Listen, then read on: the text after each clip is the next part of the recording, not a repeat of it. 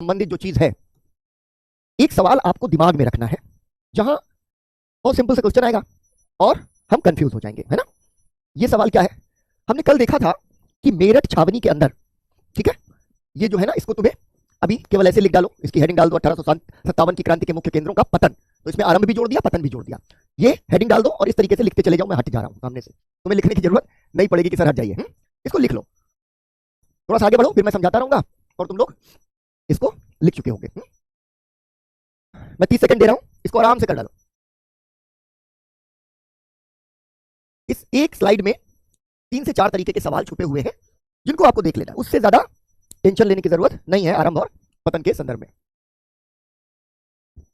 बहुत ही बढ़िया शिवालिका, सब समझ में आ रहा है और पहली बार पढ़ते हुए तो टीचर को खुशी होती है बच्चे, ठीक है,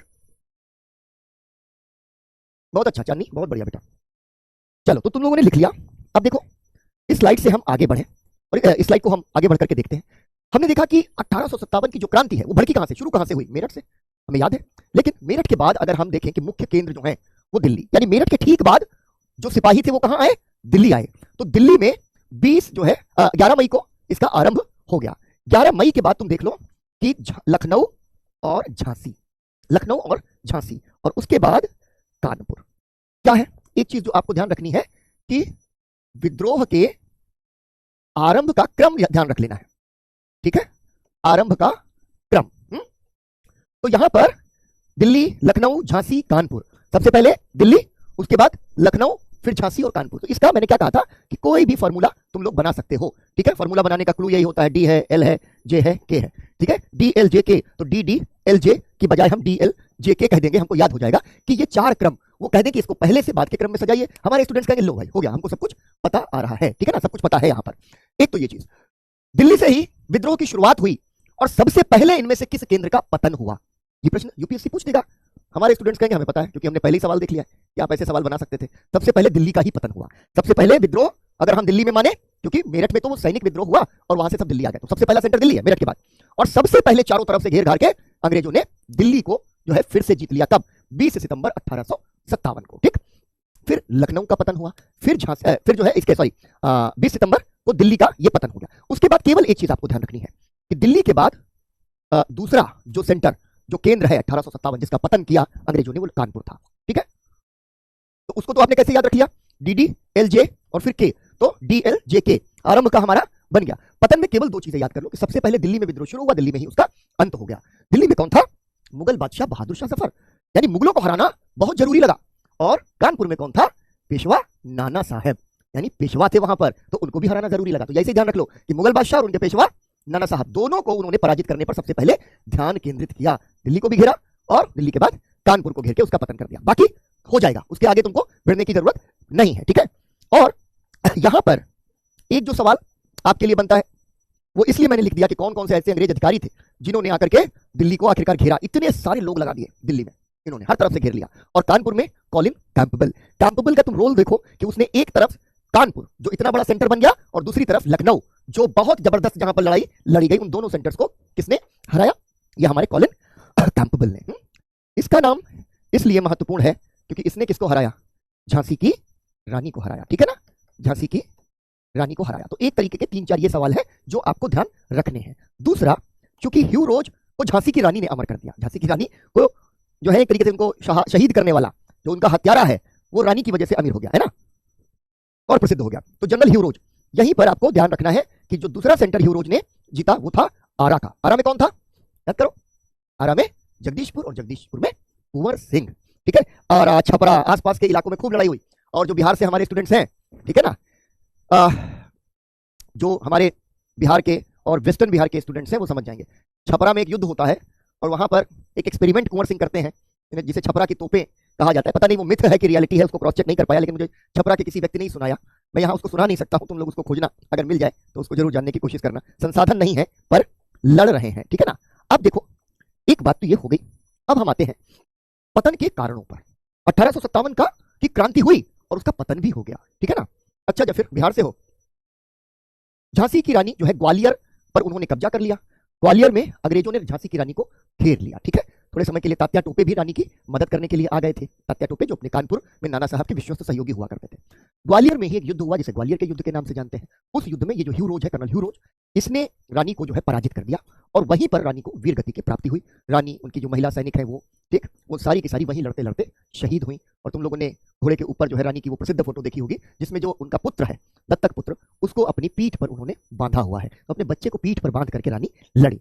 और जैसा मैंने तुम लोगों को कहा था कि ह्यू रोज ने बाद में ये कहा, जो रानी जहां पर उनकी समाधि बनी, कि यह विद्रोहियों में इकलौती मर्द थी। ठीक है ना, इस तरीके की बात उन्होंने बोली। अच्छा, एक सेकंड बेटा, इसका जो है 1 मिनट टेक्निकल जो है ब्रेक ले रहा हूं। ठीक है, एक छोटी सी चीज चेंज, 1 मिनट बस तुम लोग रुकना, होल्ड करना।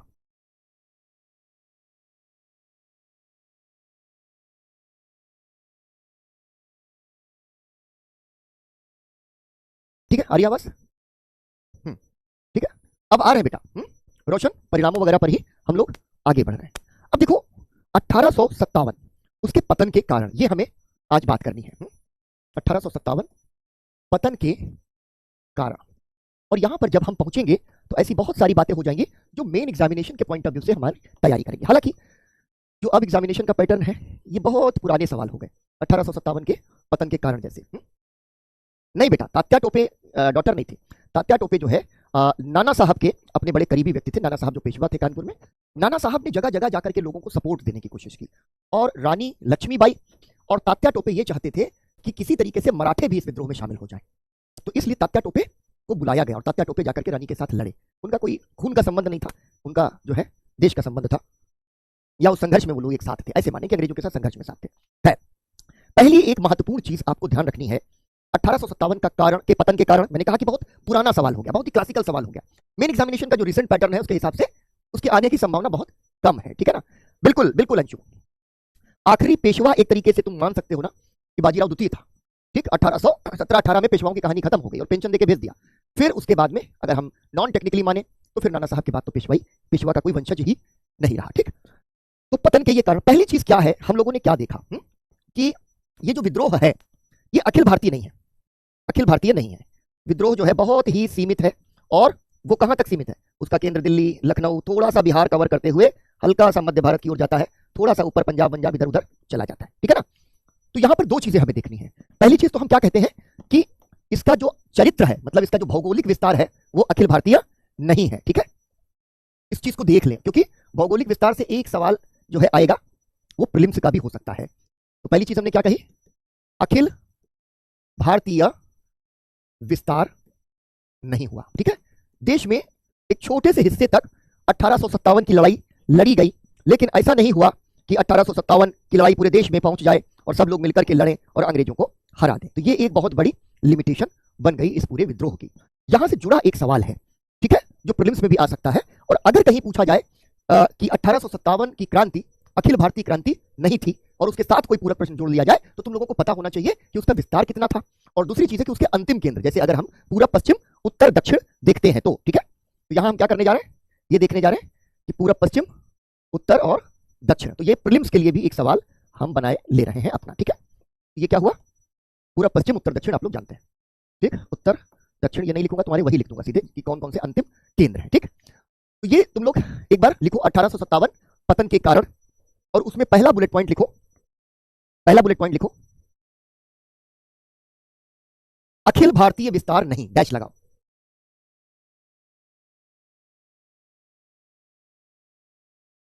ठीक है, लिखो। कंचन क्या मतलब, कैसे हो गया है बेटा वो बताओ, फिर मैं उस पर बात करूंगा ना। लिखो डैश लगा करके, 1857 की क्रांति केवल उत्तर एवं मध्य भारत तक सीमित रही। केवल उत्तर और कुछ क्षेत्रों में मध्य भारत तक सीमित रही। पूर्ण विराम, पूर्व पश्चिम और दक्षिण भारत के क्षेत्र इससे पूरी तरह अछूते रहे। इससे पूरी तरह अछूते रहे। हम देख सकते हैं ना, मैं आपके ऊपर, अगर आपको कभी इसको डिस्क्राइब करना पड़े तो आप छोटा सा ये दोनों चीजें वहां पर ड्रॉ कर देंगे अगर, तो मेहनत बहुत बच जाएगी मेन एग्जामिनेशन के अंदर। अगर कोई इस तरीके का सीधा सवाल आता है तो, वरना हम ये सवाल मैंने कहा कि प्रीलिम्स के लिहाज से भी महत्वपूर्ण है।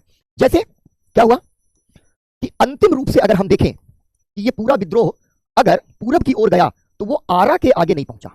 आरा कहां है? आरा बिहार। एक हमारा दोस्त था आरा से था, तो कहता था कि आरा जिला घर बा तो कौन बात का डर बा। तो हमको लगा अच्छा आरा के लोग कुछ इसी तरीके की बातें करते होंगे। कुछ दिन में एक छपरा का लड़का मिला, तो वो भी बोला छपरा जिला घर बा तो कौन बात का डर बा। तो हमने कहा कि अच्छा इसका मतलब है कि पूरे बिहार में जिले का नाम लगा करके इस तरीके के ना गीदड़ भभकियां चलती, उसी पर बात चल रही है। इसे अखिल भारतीय आंदोलन मानना युक्त युक्त होगा, उसने जैसे सवाल ये फ्रेम किया ज्ञानेश ने, बहुत अच्छा बहुत अच्छा। तो ये जो है उसी पर बात चल रहा है कि बिल्कुल नहीं है, कहां सीमित है। और जब तुम इसको लिखोगे तो बाकी किसी स्टूडेंट से बेहतर लिख दोगे। तो पूरब की तरफ अगर हम विस्तार देखें तो ये आरा के आगे नहीं जाता है, ठीक है ना, वहीं पे रुक जाता है। दूसरी तरफ अगर हम जो है देखें पश्चिम में, तो अजमेर में एक जगह थी नसीराबाद, जहां पर थोड़ा सा एक छोटा विद्रोह की घटना होती है आपको, लेकिन ये पता होगा तो बेहतर है, क्योंकि प्रीलिम्स और मेंस का अच्छा आंसर लिखने के हिसाब से अच्छा है। तो नसीराबाद लिखने की बजाय यहां पर आप केवल अजमेर लिखिए। यानी अगर हम देखें तो ये अजमेर के आगे नहीं बढ़ा, और अजमेर भी पहुंच गया, ऐसा नहीं था कि पूरा का पूरा इलाका जो है आंदोलनरत हो गया है, ठीक है ना। अगर हम उत्तर की ओर ऊपर जाएं तो हम देखते हैं कि उत्तर में ये पंजाब के तक पहुंचा। ऐसा नहीं है कि पंजाब इससे बिल्कुल अछूता रहा, लेकिन छुटपुट घटनाएं हुई, बहुत छुटपुट घटनाएं हुई। लाहौर में हुई, जलंधर में हुई, ठीक है, फिरोजपुर में हुई, यहां तक कि सियालकोट में हुई। अभी तुमने सियालकोट देखा होगा, जब हमारी सेनाओं ने टारगेट लिया तब तुमने सियालकोट का नाम जरूर सुना होगा। तो वो सियालकोट तक भी छोटी छोटी घटनाएं हुई, लेकिन कोई बड़ा केंद्र नहीं बन सका, कोई ऐसी चीज नहीं हुई कि बहुत ही उसकी परमानेंट वैल्यू है। देखो एक बिहार का कोई हमारा बंदा, एक बिहारी पॉपुलेशन में भारी, ठीक है ना, इसके भीतर का बिहार जाग गया। यूपी और बिहार, हाँ यूपी और बिहार। कल की क्लास बड़ी डल था, मैं बड़ी एनर्जी लो लग रही थी, मुझे बड़ा गिल्ट आने लगा। मैंने कहा कि इतने मेरे स्टूडेंट्स के साथ इतनी बढ़िया कहानी किससे बातचीत सब चलती रहती है, आज यार बीमारी के चक्कर में उठ ही नहीं पा रही क्लास, तो उसको कॉम्पेंसेट करके कहानी सुना देता हूँ। पता नहीं मैंने तुम लोगों ने तुम्हारे बैच में सुनाई है कि नहीं सुनाई है, शायद नहीं सुनाई है तो फिर से सुन लो। यूपी बिहार के संदर्भ में भाई, जब हम यूपी में थे, अपने घर में थे, तो बिहार हमारे लिए दूसरा प्रदेश था। जब आ गए दिल्ली तब हमको पता चला ना भैया, बिहार और यूपी दो अलग अलग इलाके नहीं है, इनको तो दिल्ली वाले मिलकर गाली देते हैं। ऐसे कहते हैं अरे भैया ये यूपी बिहार वाले, ये यूपी बिहार वालों ने ये कर दिया, ये यूपी बिहार वालों ने बर्बाद कर दिया दिल्ली को, इसको गंदा बना दिया। सारा कर्म कुकर्म किसके सर मत्थे? यूपी बिहार। तो हमको लगा रहे यूपी बिहार भाई भाई। तो एक दफा क्या होता है, एक बार क्या होता है कि मैं अपने किसी रिलेटिव के यहाँ जा रहा था गुड़गांव में, तो पहले ये जो बॉर्डर था वो बड़ा डिफाइंड था, यहाँ से गाड़ियां बॉर्डर जाती थी और बॉर्डर जो है से आपको दूसरी का मतलब रिक्शा लेकर के या कुछ लेकर के आगे जाना पड़ता था, ठीक है। तो यहाँ पर वहां हमने सोचा कि उनके घर जा रहे हैं, उनके बच्चे हैं तो कोई फल ले ले, तो केले ले लिए।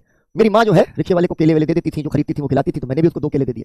उसने ऐसे ऐसे ऐसे ऐसे करके जो है केला ऐसे जो छिला और खा लिया और ऐसे छिलका छोड़ दिया। जब छिलका छोड़ा तो 2 जो है छिलके नीचे पड़े थे, तो ठेले वाला एकदम से चीखा, बोला उतर उतर नीचे, बिहारी उतर नीचे, डाल छिलका डस्टबिन के अंदर। हमको यार लगा कि ये तो बड़ी बेइज्जती है, हम तो घबरा गए, छोटे ही थे, अब इतने बड़े नहीं थे, मतलब होंगे हम उस समय 23 साल के, 22-23 साल के। तो उसने सोचा कि यार ये कस्टमर है, इसको बुरा ना लगे, उसने पूछा अच्छा सर आप कहाँ से हो? हमने कहा कि नहीं भाई हम तो गुड़गांव से हैं। हमने ये बताया ही नहीं कि यूपी से हैं, क्योंकि हमको लगा कि ये अभी कुछ ना कुछ कहेगा। उसने क्या कहा, उसने कहा सर ये यूपी बिहार वाले आकर के ना पूरा दिल्ली गुड़गांव से बंदा कर दिए। तो खैर बिहार पर नारे वारे बना लो, ठीक है, वो नारे ठीक है, लेकिन अभी उसमें देखा हमने कि कोई हारी की जगह किसी ने कहा एक सनातनी सब पे भारी, तो सर बस खाली नाम लिख देना है ना, भार दिखाना है। पश्चिम में अजमेर है, ठीक है ना, पश्चिम के अंदर अजमेर है। और अगर हम दक्षिण की ओर बढ़कर के देखें, दक्षिण की ओर बढ़े तो एक जगह है नीमच, मध्य प्रदेश में, ठीक है, नीमच मध्य प्रदेश में। एक तरीके से इसको नर्मदा के तट तक कह सकते हैं, नर्मदा के तट तक ये पहुंच रहा है। तो हमने क्या देखा कि अखिल भारतीय इसका विस्तार ही नहीं हुआ, ये तो केवल उत्तर और मध्य भारत तक सीमित एक जो है क्रांति या आंदोलन या विद्रोह बना रह गया। अब एक तो क्या चीज थी कि ये बात हो गई हमारी भौगोलिक विस्तार की, ठीक है, इसको क्या कह सकते हैं कि भाई हमने भौगोलिक विस्तार देखा। लेकिन भौगोलिक विस्तार के साथ साथ अब कोई से सामाजिक राजनीतिक विस्तार की दृष्टि से भी तो देखना ही पड़ेगा कि आखिर भाई कितने लोगों ने इस पूरे क्रांति में हिस्सा लिया राजनीतिक रूप से, अगर हम देखें तो, ठीक है। तो यहां पर एक सेकंड बेटा, इसका कलर बदल दो ताकि तुमको थोड़ा कलरफुल फील आ जाएगा।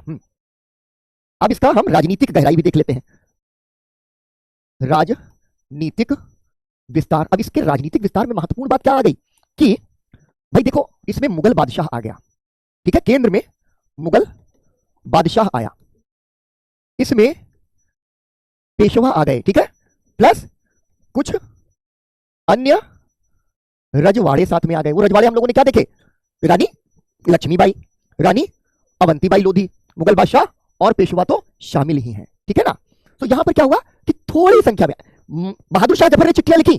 जब हम लोगों ने बात की थी तो ये पॉइंट लिखा था कि बहादुर शाह जफर ने सबको कहा कि आ जाओ भाई, सबको जरूरत है कि हम लोग साथ में मिलकर लड़े, अखिल भारतीय महासंघ बनाए, लेकिन वो नहीं बना। ठीक है, तो ये क्या हुआ, ये बहुत कम शासक वर्गों में 1% से भी कम शासकों ने, राजाओं ने, नवाबों ने इसमें जो है हिस्सा लिया। बहुत इंपॉर्टेंट बात है, हमें लगता सारे के सारे आ गए, नहीं, 1% से भी कम रजवाड़ों ने भाग लिया। बहुत महत्वपूर्ण तथ्य है। झांसी में विद्रोह हो जाएगा, लेकिन झांसी की तुलना में बेहद शक्तिशाली सिंधिया, वहां पर कोई विद्रोह नहीं होता है। तो 1% से भी कम उसमें शामिल हुए। तो दूसरी चीज क्या हो गई कि अगर हम राजनीतिक विस्तार की बात कर रहे हैं तो राजनीतिक विस्तार भी बहुत अधिक नहीं हुआ है। राजा रजवाड़े आए हैं लड़ने के लिए, लेकिन इसका मतलब ये कतई नहीं है कि बहुत सारे जो है राजा नवाब वगैरह एक साथ इसमें लड़ने के लिए साथ आ गए हों। तो राजनीतिक विस्तार भी कम है, भौगोलिक विस्तार भी कम है। ठीक है ना। तीसरी चीज क्या आ जाएगी हमारी, जो हम देखना हमें चाहिए, वो क्या है कि इसका सामाजिक विस्तार कितना हुआ। सामाजिक विस्तार कितना हुआ, सामाजिक विस्तार।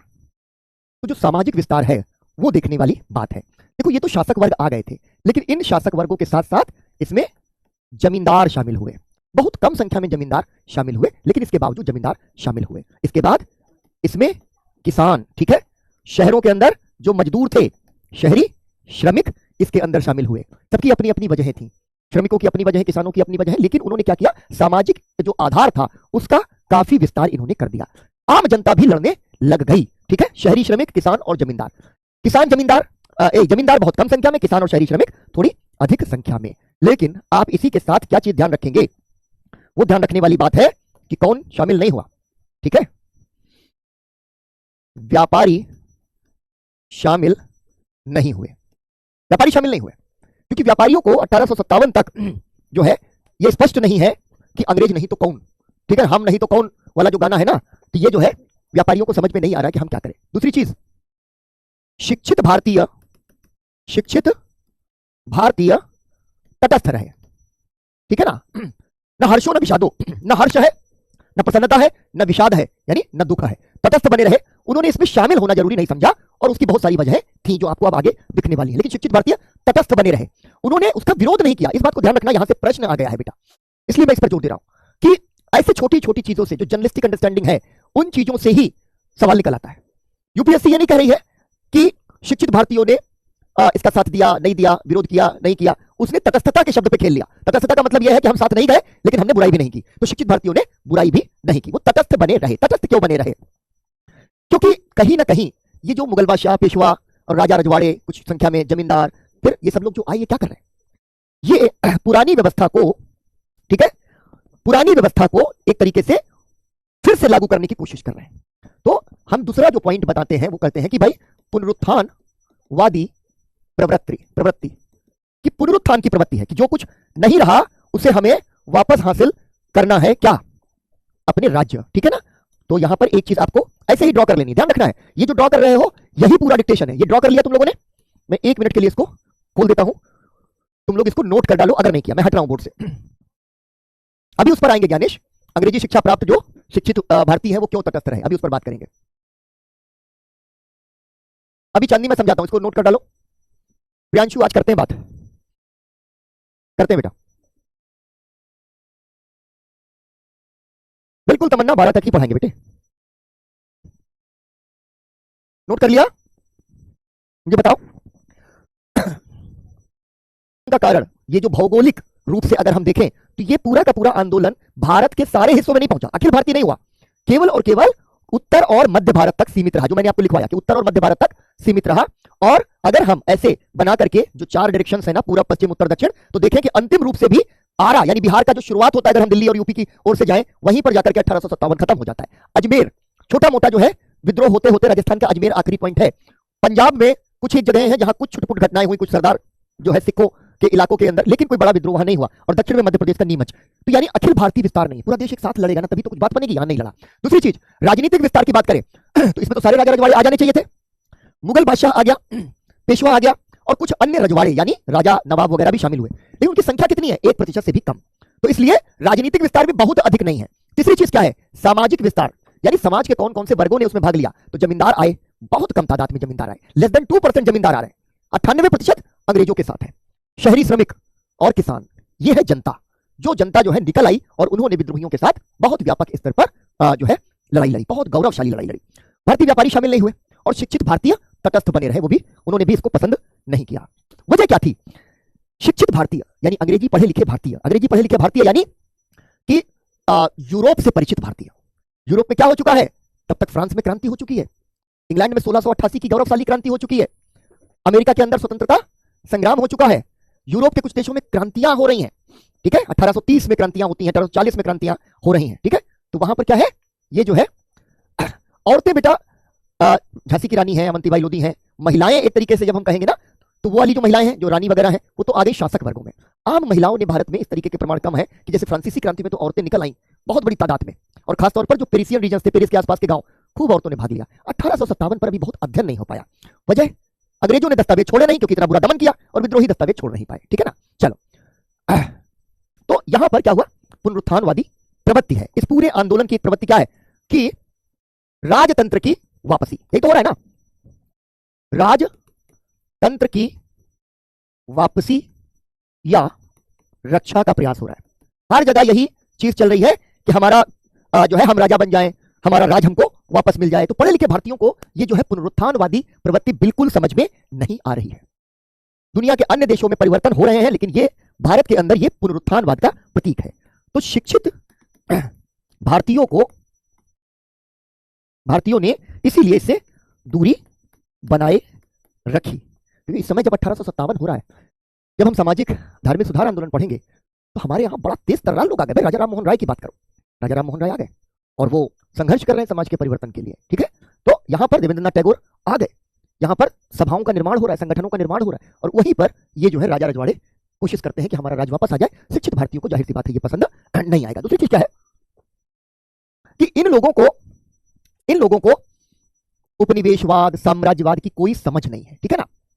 इस पूरे आंदोलन की एक अगली वीकनेस यही बन जाती है, क्या कि साम्राज्यवाद व उपनिवेशवाद की समझ का अभाव। इनको पता ही नहीं है कि लड़ना किससे है। वो लड़ रहे हैं अपनी अपनी गद्दी बचाने के लिए, ताज बचाने के लिए, या उसको वापस पाने के लिए।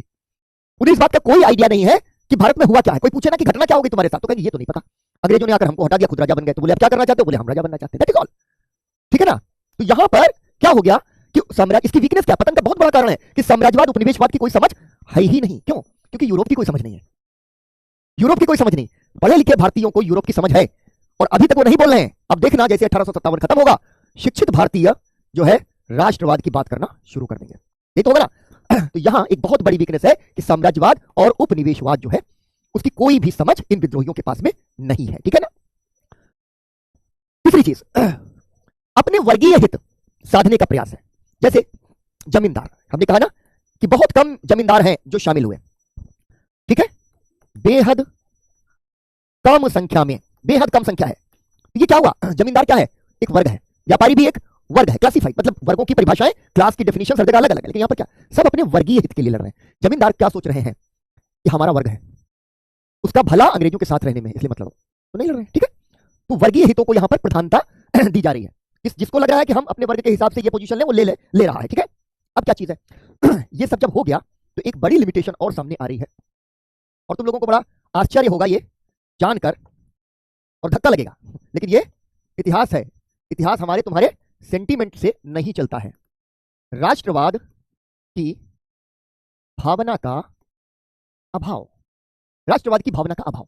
बच्चे ये जो है ना डायग्राम से बनाने हैं हमें यहाँ, यही हमारा जवाब है, क्योंकि एक एक पॉइंट में ही सारी कहानी है, इससे ज्यादा तुमको मतलब तुमको पता ही है, तो इसमें कुछ हम डिक्टेट नहीं करेंगे, केवल और केवल इसको समझेंगे और ये डायग्राम्स बना लेंगे।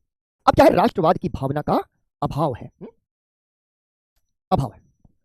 अक्सर ये लगता है जैसे स्वतंत्रता का प्रथम संग्राम जो है ना, ठीक है ना, स्वतंत्रता का जो प्रथम संग्राम है, जाने से क्या तुमने लिखा बेटा, सूबेदार मात्र था बहादुर शाह जफर, एक बार मुझे बताना, ठीक है। या कोई कमेंट कर रहे हो क्लास से रिलेटेड, मुझे लगता है कि ठीक है। आकृति क्या बात करनी है बेटा? ठीक है। चाहत क्या लिख रही है? ये क्या कन्वर्सेशन है? आकृति, चाहत, तुम लोग क्या बात कर रहे हो बताओ बेटा, तो मैं उस पर भी रिस्पॉन्ड करूंगा, ठीक है। हो सकता है मैं कोई इंपॉर्टेंट मैसेज ना देख पाया हूं। तो यहाँ क्या ध्यान रखना है इस बात का कि राष्ट्रवाद की भावना का अभाव है। हमें लगता है कि 1857 का जो विद्रोह था वो क्या था? देश के लिए हम लड़ रहे थे, देश के लिए लड़ रहे थे, सच बात। मुगल बादशाह मुगल साम्राज्य के लिए लड़ रहा था कि हमारे सर पर मुकुट आ जाए और वो ताकत फिर से आ जाए, पेशवा अपनी पेशवाई वापस पाने के लिए लड़ रहे हैं। इसके अलावा क्या हो रहा है, जो रानी लक्ष्मीबाई हों या बाकी सारे लोग हों, वो क्या कर रहे हैं, ठीक है ना, वो क्या कर रहे हैं, वो भी अपने अपने राज्य रजवाड़ों की वापसी की बात कर रहे हैं। जमींदारों की, जिन जमींदारों की जमींदारियां नीलाम हो गई हैं, जिनको बड़ी दिक्कत हो गई है। अच्छा, चाहत ने गलती से हिंदी मीडियम ले लिया है, हाँ तो इसकी बात कर दो बेटा। बढ़िया ज्ञानेश, ये तो एकदम तर्कसंगत है, एक कुशल नेतृत्वकारी नेता नहीं था। इसी चैट में तुम लिखो, मैं मेंटर्स को और जो हमारे बैच कोऑर्डिनेटर्स हैं उनको अपील करता हूं कि चाहत गलती से हिंदी मीडियम में आ गई है, तो जरा उसका जो इशू है उसको देख लीजिए, ठीक है ना। तो ये राष्ट्रवाद की भावना का अभाव है। हमको लगता है किसके लिए लड़े, अपने अपने राज्य के लिए लड़े, वहां पर कोई देश समाज के लिए नहीं लड़ रहा है। क्यों, ये क्यों कहा जा रहा है, क्योंकि भारत शब्द जो है उसका प्रयोग बहुत कम मिलता है। और ये जो हम लोगों ने देखा था लखनऊ में, कौन था, बिरजीश कद्र ना, बिरजीश कद्र, उसकी एक घोषणा है, उद्घोषणा। वो उद्घोषणा, उसमें क्या है खास बात कि पहली बार वो भारतीय कहकर संबोधित कर रहा है, भारतीय या इंडियन का प्रयोग कर रहा है। यानी ब्रिटिश ब्रिटिश कदर की उद्घोषणा में हमें कहीं पर पहली बार दिखाई देना शुरू हुआ। इसको कहते हैं प्रिमिटिव नेशनलिज्म या आदिम राष्ट्रवाद, यानी राष्ट्रवाद यहां से उभरना शुरू हुआ है। लेकिन राष्ट्रवाद है क्या, ये किसी को पता नहीं है।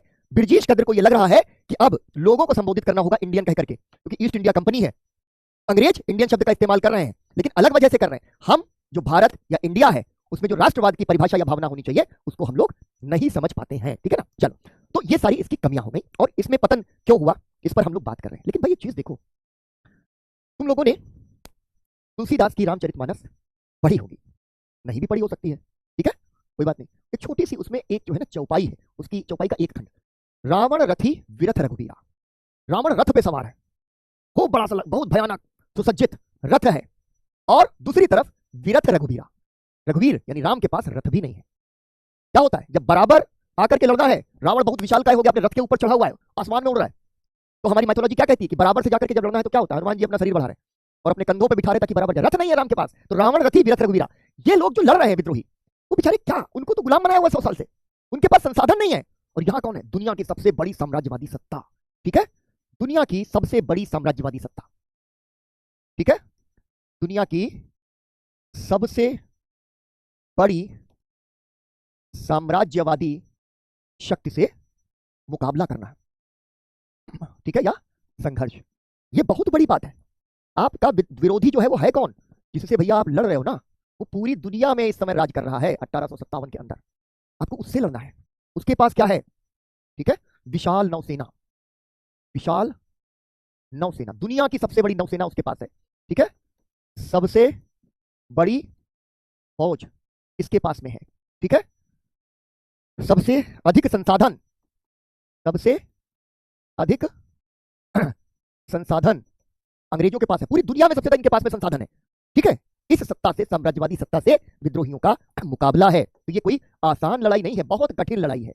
जो लोग अपने 1857 में शामिल हैं उनके लिए ये सबसे बड़ी चुनौती है कि सबसे बड़ी फौज, सबसे विशाल नौसेना, सबसे अधिक संसाधन वाली एक सत्ता से मुकाबला करना है। और इस मुकाबले की एक और बड़ी लिमिटेशन क्या हो जाती है, वो लिमिटेशन हो जाती है कि विद्रोही जो हैं, विद्रोहियों में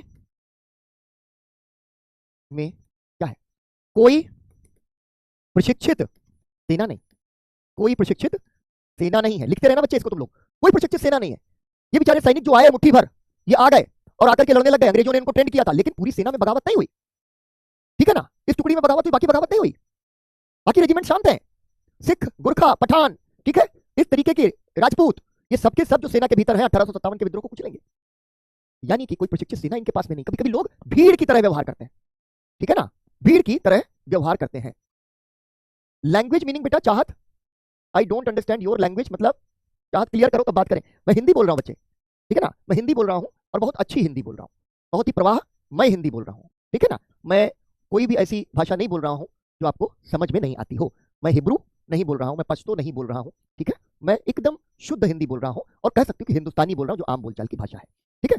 तो लैंग्वेज से तुम्हारा आशय क्या है ये मुझे बताओ तो बात करूंगा। तो कोई प्रशिक्षित सेना इनके पास नहीं है। सामंजस्य, सामंजस्य के लिए कोई केंद्रीय कमान नहीं है। ऐसा नहीं है कि इनके पास कोई केंद्रीय कमान हो, यानी केंद्रीय कमान का मतलब क्या होता है, फौज कैसे लड़ती है, तुम लोगों ने अभी देखा होगा कुछ दिन पहले कि एक सेंट्रल कमांड है, और वो सेंट्रल कमांड क्या होती है, वो क्या होता है कि वो देखती है कि अच्छा यहां पे हमला करना, वहां पर हमला करना है, अलग अलग अलग अलग चीजों को कोऑर्डिनेट करती चलती है। इसका बच्चे केवल ये जो मैं यहां बना रहा हूं पल्लवी, इसी को आपको वहां पर नोट करना है, ठीक है ना? ठीक है, उसी को नोट करते चलना है, इसको हमें डिक्टेट नहीं करना, बस यही नोट करना है। और ये तो तुमको पीपीटी में भी मिल जाता है अगर नोट नहीं कर पा रहे हो तो, लेकिन नोट यही करना। मैंने 4-5 बार अभी बोला भी है कि इसी को नोट करते रहना। तो सामंजस्य के लिए कोई इनके पास में सेंट्रल कमांड नहीं है। तीसरी चीज क्या है, इनके पास संसाधन नहीं है, इनके पास संसाधन नहीं है। तो ये समझ लो कि अगर विद्रोही लड़ रहे हैं और उनके हथियार टूट जाएं, युद्ध में गिर जाएं, तो दूसरा हथियार नहीं मिल रहा है, आपको दूसरा हथियार हासिल करना बहुत बड़ी चुनौती है, ठीक है ना? तो यहां पर ये सारी चीजें, अगर इसको तुम पूरा पलट दो, अंग्रेजों के पास सब कुछ है, संसाधन भी है उनके पास में, ठीक है, लिखा हमने, इतनी बड़ी फौज भी है, नौसेना भी है उनके पास सेंट्रल कमांड है, यूरोपीय ढंग से प्रशिक्षित सेना है, तो उनके पास सब कुछ है, इनके पास कुछ नहीं है। और इनके पास तब तक जो है संचार के साधन भी नहीं है, साधन नहीं।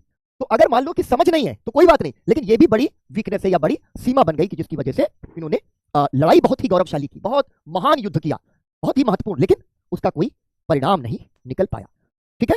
मैंने ये कहा कि आप लोगों को ये लिख लेना है, इसके लिए मैंने टाइम दे दिया था, 30 सेकंड्स इसके लिए ले लो, और फिर मैं आगे बढ़ने जा रहा हूं 1857 की क्रांति के महत्व पर।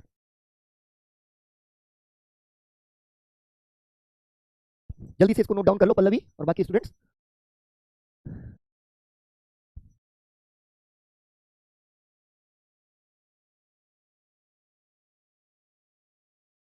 ठीक है, चलो अब देखो, एक बात बहुत स्पष्ट है कि 1857 का जो ये विद्रोह है या जो क्रांति है, ये भारतीय समाज के लिए एक मध्य बिंदु है। मध्य बिंदु का मतलब क्या होता है? 1757 से अंग्रेजों की गुलामी शुरू हुई, ठीक है ना? ठीक है, ज्ञानेश तुम्हारा कमेंट ऊपर निकल गया, फिर से लिख दो बेटा, बहुत ही बढ़िया। अंजलि बहुत अच्छा, ठीक है। मैप वाली स्लाइड दिखा देता हूं, ये देख लो, फिर आगे बढ़े। ज्ञानेश वाला कमेंट फिर से करो बेटा, तो मैं देखूं तुमने कुछ लिखा है, टॉपिक पर ही बात कर लेते हैं।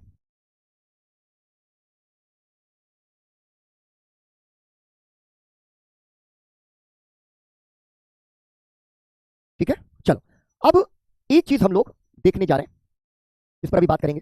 1857 का महत्व यही, क्या कहा? मिडिल पॉइंट, मध्य बिंदु। 1757 पे हम गुलाम बने और या बनना शुरू हुए, 1857 यानी 100 साल के बाद क्रांति हुई, अगले 90 साल यानी 1947 में हम आजाद हो जाएंगे। ये लगभग एक मध्य बिंदु पर आकर खड़े हो गए, ठीक है ना? लगभग मध्य बिंदु पर। तो यहां पर हमें क्या देखना है कि इतिहास के लगभग बीच में आके हम खड़े हो गए, तो यहां से बहुत बड़े परिवर्तन होने वाले हैं, और वो परिवर्तन बेहद महत्वपूर्ण है कि आगे चल करके 1857 से हम सबक सीखेंगे, ठीक है ना? देखो ये तो बिल्कुल ठीक है ज्ञानेश, भारतीय राजाओं के पास कुछ भी नहीं था, ठीक है, कुछ भी नहीं था, पूरी तरीके से गुलाम थे, इसीलिए संसाधनों का अभाव है, ठीक है। अच्छा, क्या क्या समझा दे बेटा? प्रियांशु मुझे बताओ तो मैं समझाऊं। प्रिया, अभी आप लोग जो आंसर राइटिंग करते हो ना, अभी इसके पैरेलल क्लास के, वो आंसर राइटिंग ही है। क्लास में हम लोग कुछ पीवाईक्यूज करेंगे, वो प्रीलिम्स के भी और मेंस के भी, जब हम लोग आगे बढ़ेंगे तब, ठीक है ना प्रिया? तो उसके हम आंसर्स लिखवाने की नहीं, उनका मॉडल समझाने की जरूरत है, ठीक। और यहाँ पर लगभग आपको सारे जो सवाल है ना, उनके जवाब का एक बहुत बढ़िया स्लाइड जैसा ही मिल जाता है, ठीक है ना?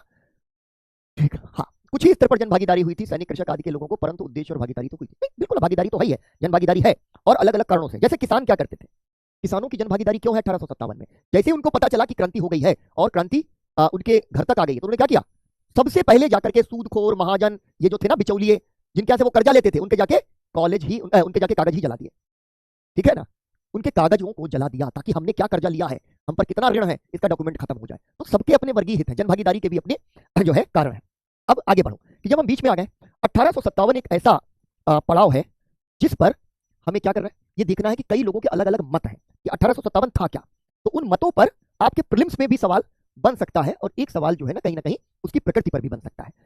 जैसे मेरठ की छावनी से ये विद्रोह शुरू हुआ था, तो कई लोग हैं जो कहते हैं भाई ये तो सिपाहियों का विद्रोह है, अंग्रेजों को ये लगता है कि ये सिपाही विद्रोह है, इसमें केवल और केवल सिपाही लड़ रहे थे। तो वो कर्नल सीले हो गए, जॉन सीले हो गए, कर्नल मानसन हो गए, इस तरीके के कुछ अंग्रेजों के आधिकारिक इतिहासकार या उनके सिविल सेवक यानी सिविल सर्वेंट्स, वो लिख रहे हैं उसके बारे में और कह रहे हैं कि सिपाही विद्रोह है। अंग्रेजों के लिए अच्छा भी है, ट्रेविलियन, लॉरेंस, और एक भारतीय जिनको आपको ध्यान रखना है कि जो ये मानते हैं बाकी अंग्रेजों की तरह कि ये सिपाही विद्रोह था, उनका नाम था काली किंकर दत्त। बाकी किसी भी टॉपिक में आपको इतिहासकारों के बारे में पढ़ने की जरूरत नहीं है, लेकिन यहां से कभी भी सवाल बन सकता है। तो मैंने क्या कहा कि ये अंग्रेजों का पक्ष है कि ये सिपाही विद्रोह था, और ये नाम आपने देख लिए, लेकिन एक काली किंकर दत्त का नाम आपको जरूर ध्यान में रखना है, ठीक है। अब एक इसमें टीआर होम्स है, वो कहते हैं ये सभ्यता और असभ्यता के बीच का संघर्ष है, ये ध्यान रखना है। कौन सभ्य है? अंग्रेज। कौन असभ्य है? भारतीय। अंग्रेज कहते हैं कि उन्होंने दुनिया के विभिन्न इलाकों पर इसलिए नियंत्रण किया, कब्जा किया, क्योंकि वो उन असभ्य लोगों को सभ्य बनाना चाहते हैं। क्या कहते थे? व्हाइट मैन्स बर्डन, श्वेत व्यक्ति का भार। वो कहते हैं भाई भगवान ने हमको कहा है कि जाके दुनिया को सभ्य बनाओ, तो हम सभ्य बना रहे हैं। एक बहुत महत्वपूर्ण पर्सपेक्टिव, प्रथम स्वतंत्रता संघर्ष, विनायक दामोदर सावरकर। सावरकर का नाम आप सबने सुना है, ठीक है ना। तो सावरकर ने कहा कि ये प्रथम स्वतंत्रता संघर्ष था। ध्यान से देख लो, ये कह रहे पहली बार हम स्वतंत्रता के लिए लड़ रहे हैं, और ये प्रथम इसीलिए इसमें आ गया, और स्वतंत्रता संघर्ष का शब्द भी इसी में विनायक दामोदर सावरकर। उन्होंने किताब लिखी, ठीक है, फर्स्ट वॉर ऑफ इंडिपेंडेंस, प्रथम स्वतंत्रता संघर्ष, यही उसका टाइटल है। याद रखना है विनायक दामोदर सावरकर। लेकिन एक बहुत बड़े भारतीय इतिहासकार हैं आरसी मजूमदार, वो इनकी बात को काट देते हैं। वो कहते हैं ना तो ये प्रथम था, बहुत सारे हुए, ना तो ये राष्ट्रीय था क्योंकि बहुत छोटे इलाके में हुए, और ना ही ये स्वतंत्रता संग्राम था क्योंकि सब अपने राज्य के लिए लड़ रहे थे, राष्ट्र के लिए कोई नहीं लड़ रहा था। तो आरसी मजूमदार, आपको ध्यान रखना है कि सावरकर और आरसी मजूमदार दोनों को एक साथ ध्यान में रखना। प्रश्न सीधा से आ सकता है कि प्रथम स्वतंत्रता संघर्ष किसने कहा या संग्राम किसने कहा, और यह भी पूछा जा सकता है कि 1857 के संबंध में यह किसका वक्तव्य है कि यह ना तो प्रथम, न राष्ट्रीय और ना ही स्वतंत्रता संग्राम था। कुछ लोग कहते हैं कि ये कृषक विद्रोह है, सिपाही विद्रोह अंग्रेज कह रहे हैं, ये कह रहे हैं कृषक विद्रोह, यानी किसानों का विद्रोह है। शशि भूषण चौधरी, रुद्रांशु मुखर्जी। कुछ लोगों का कहना है कि देखो शुरुआत तो सैनिक विद्रोह में हुई, लेकिन बाद में उच्छृंखल तत्व यानी उजड्ड, जिसको अपनी भाषा में एकदम सामान्य तरीके से बोलते हैं उजड्ड, ठीक है। बच्चे मंगल पांडे के बारे में आशीष हम लोगों ने बात कर ली है ना, कल की क्लास में हम लोगों ने मंगल पांडे पर बात की है, हो सकता है आप मिस कर गए हो तो वापस जाइएगा, वो क्लास देखिएगा।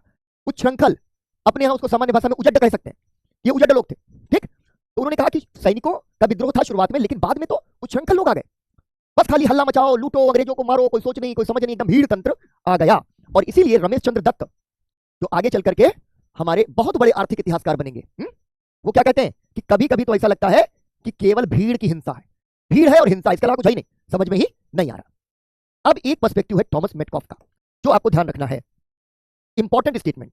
ऐसे पूछ देंगे कि यह किसका वक्तव्य है कि 1857 सैनिक गदर, गदर का मतलब विद्रोह होता है, आज हमारे यहाँ कहा जाता है इतने शैतान बच्चे उन्होंने गदर काट दी, तो गदर काट दी ये शब्द वहीं से आया कि विद्रोह, या 1857 का गदर। वो कहते हैं कि सैनिक गदर से ये अधिक था, यानी ये नहीं कहा जा सकता कि केवल सैनिकों का विद्रोह था, उससे अधिक था, लेकिन राष्ट्रीय आंदोलन से कम था, राष्ट्र के लिए जो संघर्ष होता है उससे ये कम था, ये थॉमस मेटकॉफ कहते हैं, ठीक है। सैनिक विद्रोह से ये जन विद्रोह बन गया, ये स्टेटमेंट किसका है? जवाहरलाल नेहरू का। 1857 पर स्टेटमेंट बेस्ड क्वेश्चंस आ सकते हैं। और एरिक स्टोक्स कहते हैं कि ये कुलीनवादी, कुलीन यानी समाज का अभिजात्य, एलीट, राजा रजवाड़े, इनका सबका मूवमेंट था, आम जनता उसमें शामिल नहीं हो रही है। ये जो है मत आपको ध्यान में रखने हैं। चलो मैं 1 मिनट के लिए स्लाइड को छोड़ रहा हूं आपके लिए। 1857 पर विभिन्न मत, इसको ऐसे ही लिखना है क्योंकि कुछ स्टूडेंट्स कहते हैं कि सर बाद के लिए थोड़ा जो है उनके लिए मुश्किल होता है, तो मैं थोड़ा समय आपको देता हूं कि इसको आप लिख लें, 1 मिनट में लिख लीजिए। 1857 पर विभिन्न मत, जहां से प्रीलिम्स में सवाल आने की संभावना है और आपको विभिन्न मत पता भी होने चाहिए। आगे जब हम बढ़ने जा रहे हैं तो केवल और केवल ये भारतीयों के लिए एक झटका नहीं है, ये खुद जो है अंग्रेजों के लिए भी एक बड़ा झटका है, ठीक, अंग्रेजों के लिए भी एक बड़ा झटका है। और अंग्रेज इस झटके से उबरने के लिए अपनी नीति और अपनी दृष्टि दोनों में परिवर्तन कर देते हैं, उस पर हम लोग बात करेंगे। चलो मुझे लगता है आप लोगों ने लिख लिया, डन, बहुत ही बढ़िया। अब एक चीज आपको यहां पर देखनी है कि 1857 के बाद ब्रिटिश नीतियों में परिवर्तन, देखो भाई ये सफल नहीं हुआ, ये एक बात है, लेकिन अंग्रेजों के लिए जानते हो अंग्रेजों की हालत क्या हो गई? नवाजुद्दीन सिद्दीकी, नवाजुद्दीन, अच्छा पल्लवी ये समझ में नहीं आया बच्चे, ये केवल और केवल 1857 का विद्रोह क्या था, उसकी प्रकृति क्या थी, इस पर कुछ एक मत है, कुछ विचार है कि सब लोग जिन्होंने 1857 को पढ़ा उन्होंने अपना राय दिया कि भाई हमारे हिसाब से ये क्या था, ठीक है। तो जैसे ये पहला जो अंग्रेज समर्थक लोग थे, सीले, कर्नल मॉलेसन, ट्रेविलियन, लॉरेंस, ये सब इतिहास के लोग हैं या सिविल सर्वेंट हैं, उन्होंने कहा कि ये सिपाही विद्रोह है। आपको ध्यान रखना है कि एक भारतीय इतिहासकार कालीकिंकर दत्त भी हैं जो इसको सिपाही विद्रोह मानते हैं प्रीलिम्स के लिए, ठीक है। सभ्यता और असभ्यता के बीच संघर्ष है, ये टीआर होम्स कहते हैं। ऐसे स्टेटमेंट आ जाएगा कि इसमें से कौन ये कहता है कि 1857 सभ्यता एवं असभ्यता के बीच संघर्ष था। विनायक दामोदर सावरकर ने कहा कि यह प्रथम स्वतंत्रता संघर्ष था, पहली बार हम देश की स्वतंत्रता के लिए लड़ रहे थे, भले ही उसके पहले बहुत आंदोलन हुए हो, लेकिन ये इतना व्यापक था कि इसे हम प्रथम स्वतंत्रता संग्राम कह सकते हैं। उनकी बात को काट दिया आरसी मजूमदार ने, उन्होंने कहा ना तो ये प्रथम था, ना राष्ट्रीय, ना स्वतंत्रता संग्राम। तो एक सवाल आ सकता है कि कौन प्रथम स्वतंत्रता संग्राम कहता है? सावरकर। किसने ये कहा कि ना तो ये प्रथम था, ना राष्ट्रीय, ना ही स्वतंत्रता संग्राम? आरसी मजूमदार। कुछ इतिहास के जो शोधकर्ता हैं वो कहते हैं कि इसमें किसानों की प्रतिभागिता बहुत ज्यादा थी, ठीक है ना, किसानों की प्रतिभागिता बहुत ज्यादा थी और इस वजह से इसे कृषक विद्रोह या किसान विद्रोह कहना चाहिए। कौन है? शशि भूषण चौधरी, रुद्रांशु मुखर्जी। एक एसएन सेन एक इतिहासकार हुए, उनकी शुरुआत तो हुई सैनिक विद्रोह में जैसा मेरठ में हुआ, लेकिन बाद में उच्छृंखल तत्व हावी हो गए और उच्छृंखल का मतलब यह है कि विचारहीन ऐसे जो है अराजक लोग उसमें शामिल हो गए जिनको लूटपाट और हिंसा करने में मजा आता है। बिल्कुल ये फैक्ट है, ठीक। सैनिक गदर से अधिक, राष्ट्रीय आंदोलन से कम, टॉमस मेटकाफ का कहना है। बीच का रास्ता ले लिया इन्होंने कि ऐसा नहीं है कि केवल सैनिकों का विद्रोह था, उससे ज्यादा था, लेकिन ऐसा भी नहीं है कि सावरकर जैसा कह रहे हैं कि प्रथम स्वतंत्रता संग्राम था, उससे ये कम था। क्या कह रहे हैं? राष्ट्रीय आंदोलन से कम था। एरिक स्टोक्स कहते हैं कुलीनतावादी था। जवाहरलाल नेहरू ये कहते हैं, इसमें इसको इलेबोरेट नहीं करना है ज्ञानेश, ये सब बेटा तुम लोग जो है ना ऑप्शनल के लिए हिस्ट्री पढ़ने वाले स्टूडेंट्स हो, बाकी स्टूडेंट्स के लिए इतना ही फैक्ट का लोड समझना बहुत मुश्किल आ जाता है, ठीक है ना। नींद आ रही है स्वीटी? ठंडे पानी से मुंह धोकर के जल्दी से आ जाओ, ठीक। नेहरू कहते हैं कि सैनिक विद्रोह से ये जन विद्रोह में बदल गया। इससे कोई इनकार नहीं कर सकता कि मेरठ की छावनी से विद्रोह शुरू हुआ, लेकिन यह भी सच है कि यह बाद में आम जनता का विद्रोह बन गया। अंग्रेजों ने लिखा है, बड़े खूबसूरत ढंग से लिखा है कि उनको डर लगने लग गया था 1857 और उसके बाद भारत के अंदर, क्योंकि आम जनता उनको ऐसे घूरती थी, जब बाजार से निकलते थे ना ऐसे तिरछी निगाह करके उनको घूरती थी कि बेटा मौका मिलते ही तुमको ना खा जाएंगे, इस टाइप का। तो बहुत घबरा घबरा के लिखा है।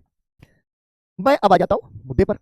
1857 का जो आंदोलन है, जो विद्रोह है, जो क्रांति है, उसका पतन हो गया। बहुत बुरी तरीके से अंग्रेजों ने कुचल दिया, बहुत बुरी तरीके से। अब तुम पूछो सर कितनी बुरी तरीके से कुचल दिया, तो मैं तुमको एक छोटा सा फैक्ट दे दूं, ठीक है, छोटा सा फैक्ट दे दूं। छोटा सा फैक्ट क्या है? ठीक है, केवल और केवल दिल्ली में 22,000 लोगों को, सैनिकों को नहीं, सैनिक तो अलग है मारे, 22,000 लोगों को फांसी दी गई केवल दिल्ली के अंदर।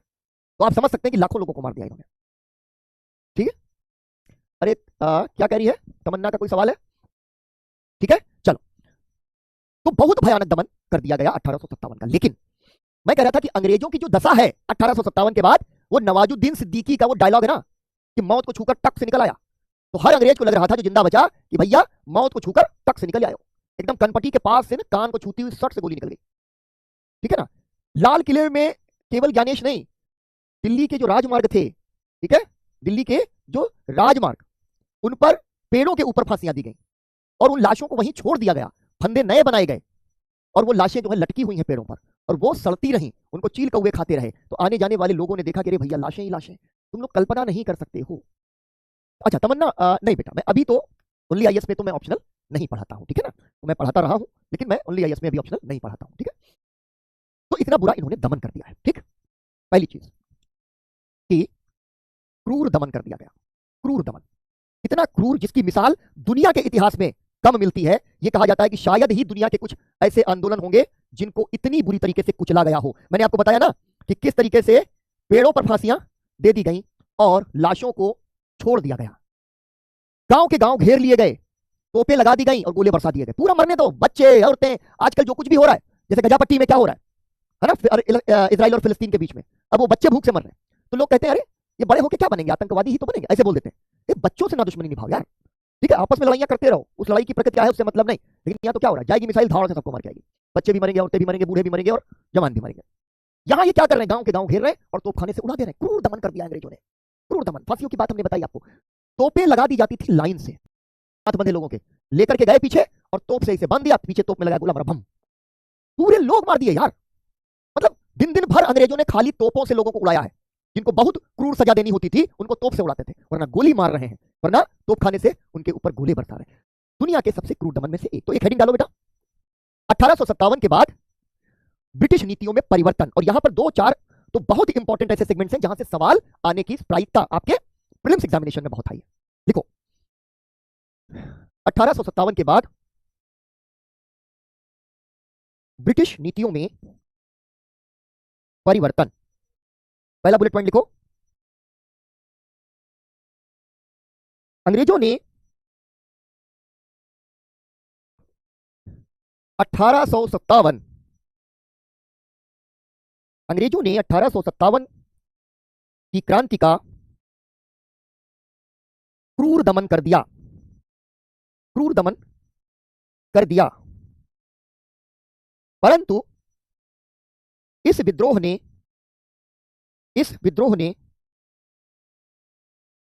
उन्हें अपनी नीतियों में परिवर्तन करने के लिए मजबूर कर दिया, मजबूर कर दिया। अगला पॉइंट लिखना, और ये इंपॉर्टेंट बात है जो आपको पता होनी चाहिए। अक्सर अक्सर बच्चे जो है, जब मैं क्लास में पूछ लेता हूं तो नहीं बता पाते। सारी राम कथा उन्होंने सुन ली होती है, लेकिन वो नहीं जान पाते कि इसमें रावण कौन था। अगला पॉइंट लिखो, 1857 के समय Lord Canning, Lord Canning Bharat का वायसराय था।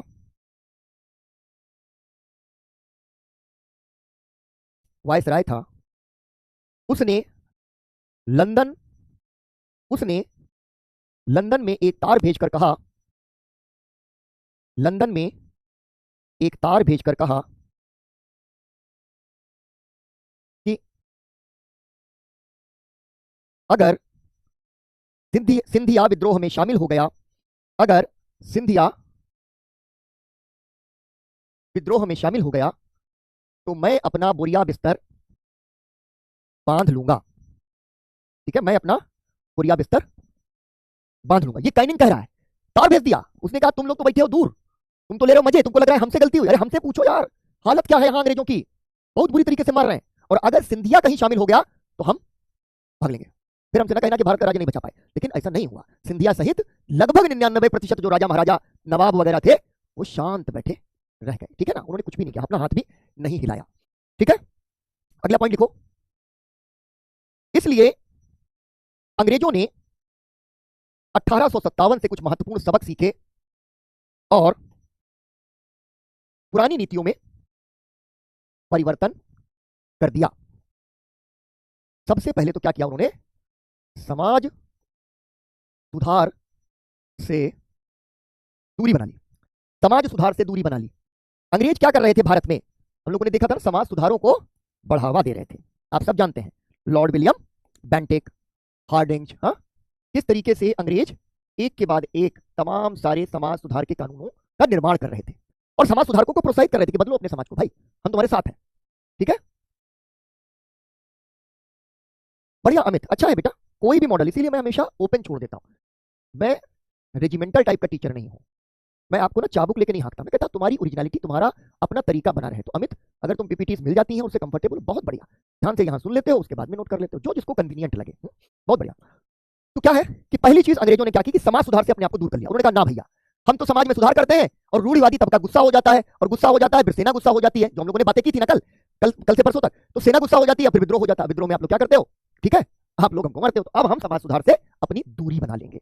पहले ये क्या कर रहे थे, पहले ये किसके साथ थे, पहले थे ये समाज सुधारकों के साथ। अब ये रूढ़िवादियों का समर्थन और समाज सुधारकों का विरोध। अब अंग्रेजों ने कहा कि भैया ये जो समाज सुधारक हैं, ये इनका समाज में ना कोई जो है ना, इनका लोकप्रियता नहीं, कोई आधार नहीं है, लोग इनसे नाराज हो जाते हैं। आज भी आप देखिए ना कि समाज सुधार करने वाले लोग अलोकप्रिय ही बने रहते हैं।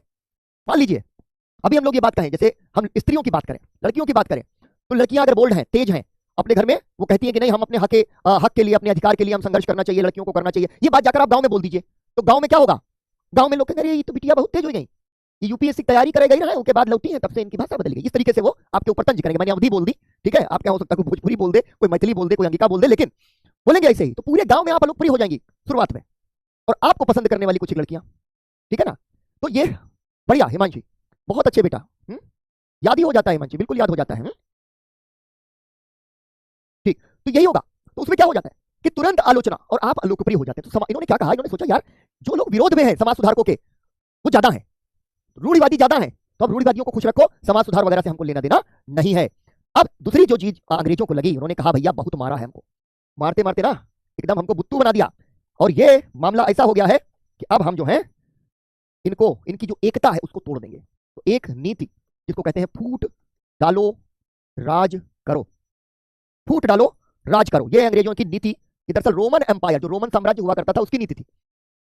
रोमन एम्पायर कहता था डिवाइड एट एम्पेरा, डिवाइड एंड रूल, लैटिन फिर इंग्लिश, और उसके बाद आगे हिंदी, फूट डालो राज करो। राजा ये चाहता है कि जनता आपस में लड़े, एक दूसरे के बाल पकड़ के दिन भर तुम हिंदू मुसलमान हिंदू मुसलमान हिंदू मुसलमान करते रहो, टीवी चाहता है कि दिन भर तुम देखते रहो देखते रहो देखते रहो हिंदू मुसलमान, उसके बाद जैसे ही तुमको लगे कि अरे यार नौकरी नहीं है मेरे पास, फ्यूचर नहीं सेटल हो रहा है, वैसे किसी के घर पे जाके मुसलमान के घर पे पत्थर मार दो, या मुसलमान जो है जाकर किसी हिंदू के घर पे पत्थर मार दे, आपस में लड़ते रहो। आपस में जब लड़ते रहोगे राज चलता रहेगा। जनता को आपस में लड़ाना अंग्रेजों ने पूरी दुनिया में ये किया, और भारत में भी उन्होंने क्या किया कि फूट डालो राज करो की नीति से क्या किया, सांप्रदायिकता को बढ़ावा दिया, सांप्रदायिकता को बढ़ावा उन्होंने कहा, और उन्होंने मुस्लिम सांप्रदायिकता को खासतौर पर आगे बढ़ाना शुरू कर दिया, और देश में एक नई कहानी की शुरुआत हो गई। क्यों जानते हो? इसलिए बच्चे, क्योंकि हिंदू मुसलमान एक साथ मिलकर 1857 में लड़े, एक साथ। एक कहानी तुमको सुनाता हूं अयोध्या की। अयोध्या में एक हनुमानगढ़ी का मंदिर है, अयोध्या के जो बच्चे हैं वो जानते होंगे। वहां के जो महंत थे उन्होंने 1857 में अंग्रेजों के खिलाफ कर दी बगावत। बहुत हुआ सम्मान तुम्हारी ऐसी तैसी, हम अपने सारे भक्तों को कह रहे सबके सब चले आओ, सबने बना ली टीम और लगे लड़ने, ठीक है, लगे लड़ने। ये बात हनुमानगढ़ी के पास में एक मस्जिद थी, उसके इमाम को पता चली कि पंडित जी ने कर दिया विद्रोह अंग्रेजों के खिलाफ। तो इमाम साहब बोले अरे पंडित जी ने विद्रोह कर दिया, हम छूट गए, अब हम भी जाएंगे। तो भागे भागे पंडित जी के पास पहुंचे, बोले हम लोग भी शामिल हो रहे हैं, हमारे साथ भी लोग हैं, अनुयायी हैं, सबको ले आए। अयोध्या से वो बेटा आकाश, हाँ, हनुमानगढ़ी मंदिर तो जानते हो, ठीक है ना, ठीक है, अच्छा स्वीटी अवधि बोलती है, ठीक। तो इन्होंने कहा इमाम साहब ने कि भाई हम भी ज्वाइन कर रहे हैं। तो पंडित जी यानी महंत और हमारे मौलवी जो हैं, हमारे इमाम, ये दोनों साथ मिलकर के लड़ने लगे। हिंदू मुसलमानों ने साथ में लड़ाई लड़ी, और साथ में लड़ाई लड़ने के बाद में ये पकड़ लिए गए। और जब पकड़े गए तो अंग्रेजों ने कहा कि अच्छा तुम बहुत हिंदू मुस्लिम एकता बनाने चले हो बेटा, तुम दोनों को एक ही फांसी के फंदे में हम बांध के लटका देंगे। दोनों को एक फांसी के फंदे में लटका दिया गया, मतलब दो गर्दन एक फंदा। अंग्रेज चिढ़ गए, उनको लगा तुम एक साथ रहोगे अगर इस देश में तो हमको मार के निकाल दोगे, हम तुमको गुलाम नहीं रख पाएंगे, इसलिए बेटा तुम बट जाओ। और हम बट गए, और बट गए तो भारत पाकिस्तान तो लड़ ही रहे हैं, पाकिस्तानों के अंदर लड़ रहे हैं, भारत के भी अंदर लड़ रहे हैं। ये अंग्रेजों की सोच है जिसकी वजह से हम झगड़ा करते चले आ रहे हैं। अगर भारतीयता की सोच हो तो एक हो जाएंगे। तो क्या हुआ, फूट डालो राज करो, सांप्रदायिकता के बीज बोए, और साथ ही साथ इन्होंने जातिवाद के भी बीज बोए, ठीक है। इन्होंने सोचा कि धर्म के आधार पर बांटो, जातिवाद को भी बढ़ावा दो, ठीक है। 1857 के बाद ये बहुत बड़ा एक परिवर्तन था जिसने बहुत बहुत ज्यादा हमारा इतिहास बदला, ठीक है, प्रभावित किया उसको। अब देखो अगली चीज, अभी तक जो समाज सुधारक थे उनसे ये खुश रहते थे, लेकिन अब जो पढ़े लिखे भारतीय हैं उनसे ये लगे घबराने 1857 के बाद, ठीक है। शिक्षित भारतीयों के प्रति सचेत हो गए, शिक्षित भारतीयों के प्रति सचेत, अंग्रेज अब सचेत हो गए। पहले इनके समर्थन में थे लेकिन अब जो है सचेत हो गए, और खासतौर पर कब, 1860 के बाद, क्योंकि इन पढ़े लिखे लोगों ने अंग्रेजी राज की आलोचना करना शुरू कर दिया, ठीक है। फिर एक बहुत बड़ा परिवर्तन जो होता है वो क्या है कि साम्राज्य विस्तार पर रोक लगा दी। डॉक्ट्रिन ऑफ लैप्स, राज्य हड़प की नीति, डलहौजी आपको याद है, बढ़ा लो साम्राज्य जितना बढ़ सकता है, 1857 हो गया। और 1857 के पीछे राज्य हड़प की नीति की भूमिका, इसलिए अंग्रेज कहते हैं कि अब साम्राज्य विस्तार पर रोक लगा दो। और अब क्या करो, रजवाड़ों व जमींदारों को मित्र बनाओ, भाई यही बचाएंगे, इन्होंने बचाया है यही बचाएंगे। 99% भारतीय जो हैं, भारतीय शासक, उन्होंने इस विद्रोह में भाग नहीं लिया है, इसलिए इनको अब हमें इन फ्यूचर मित्र बना करके रखना है। और उसके बाद इन्होंने क्या किया कि भारतीय प्रेस और हथियारों पर नियंत्रण की नीति बना ली। भाई ज्यादा प्रेस को बढ़ावा नहीं देना है। प्रेस का मतलब क्या हुआ, हम अपनी शर्ट जो प्रेस करते हैं वो, ऐसा नहीं है, ठीक है। अखबार, मैगजीन, पत्र पत्रिकाएं, ठीक है, और पुस्तकें भी उसके अंदर शामिल हैं, ठीक है। प्रेस व हथियारों पर प्रतिबंध लगने यहां से शुरू हो गए। इसके पहले से भी, पहले प्रेस चल रही है, पहले किताबें निकल रही हैं, आप जानते हैं, लेकिन अब तरह तरह के प्रतिबंध उनके ऊपर थोप दिए जाएंगे। तो मूल रूप से क्या हुआ कि पूरी की पूरी जो एक नीति है उसमें एक परिवर्तन आ जाता है अंग्रेजों की, ठीक है ना। तो ये वाला आप जो है स्लाइड बना डालो 30 सेकंड में, फिर हम लोग आगे बढ़ जाते हैं। कुछ एकदम फैक्चुअल सी चीजें आपको मैं दिखा देता हूं। इसी का एक्सटेंशन, ये जो हेडिंग है इसी के आगे हम लोग बढ़ने जा रहे हैं, ठीक है, कि क्या क्या परिवर्तन होते हैं। अब यहां पर फिर से आपको मैंने समझा दिया, अब आपको दिखा देता हूं कि क्या परिवर्तन हो रहा है। शासन में जो परिवर्तन हो रहा है, जैसे भारत का शासन चलता था उसमें बहुत बड़ा परिवर्तन हो गया। 1858 में भारत सरकार अधिनियम आया, ठीक है, भारत सरकार अधिनियम। अभी तक क्या आ रहे थे, चार्टर एक्ट आ रहे थे, अब क्या आ गया, भारत सरकार अधिनियम, गवर्नमेंट ऑफ इंडिया एक्ट आने लग गए, ये 1858 पहली बार। अब यहां क्या हो गया, बहुत बड़ा परिवर्तन हो गया कि कंपनी का राज्य अब ब्रिटिश क्राउन के सीधे अधीन हो गया और कंपनी को कर दिया गया भंग। भंवरे ने खिलाया फूल और फूल को ले गया राजकुमार। राजकुमार यानी हमारा ब्रिटिश क्राउन। कंपनी ने फूल खिलाया और कंपनी को ही कर दिया भंग। उसने कहा कि तुम न बचा पाओगे बेटा, तुमसे ना हो पाएगा। इसलिए 58 में भारत सरकार अधिनियम से भारत का जो राज्य है वो आ गया सीधे नियंत्रण में। अब हमने क्या देखा था, बोर्ड ऑफ कंट्रोल। जैसे कभी तुम पढ़ रहे हो तो तुरंत कहोगे बोर्ड ऑफ कंट्रोल, अच्छा 1884 में बना, तुरंत रिवीजन हो गया। ठीक है, बोर्ड ऑफ कंट्रोल और ईस्ट इंडिया कंपनी के हाथ से यह सत्ता निकल गई और अब एक नया पद बन गया, वो था भारत सचिव। यानी अब जो सत्ता है वो किसके हाथ में है, भारत सचिव। और यह है कौन, अब ये ब्रिटिश कैबिनेट में मंत्री है। यानी ब्रिटेन के अंदर जो सरकार है उस सरकार में एक मंत्री बना दिया गया जो केवल भारत के मामलों को देखता था और उसे मान लिया गया कि भारत के मामलों में वही प्रधान है। ब्रिटेन का कैबिनेट मंत्री है तो किसके प्रति उत्तरदायी है, संसद के प्रति उत्तरदायी है। ठीक है ना, संसद के प्रति उत्तरदायी है। अगला महत्वपूर्ण परिवर्तन, गवर्नर जनरल अब वायसराय है। मैंने पहले भी आपको बताया, वायसराय का मतलब होता है सम्राट का प्रतिनिधि। ये सम्राट का सीधा प्रतिनिधि हो गया। और अगर प्रश्न पूछा जाए कि पहला वायसराय कौन है तो कैनिंग, लॉर्ड कैनिंग। कैनिंग जब 1857 का विद्रोह हुआ तो भारत का गवर्नर जनरल था।